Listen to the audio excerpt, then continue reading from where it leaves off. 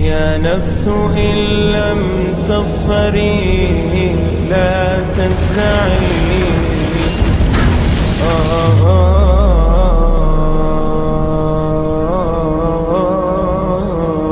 اور جس دن ہم پہاڑوں کو چلائیں گے اور تم زمین کو صاف میدان دیکھو گے اور ان لوگوں کو ہم جمع کر لیں گے تو ان میں سے کسی کو بھی نہیں چھوڑیں گے اور سب تمہارے پروردگار کے سامنے صف باندھ کر لائے جائیں گے. تو ہم ان سے کہیں گے کہ جس طرح ہم نے تم کو پہلی بار پیدا کیا تھا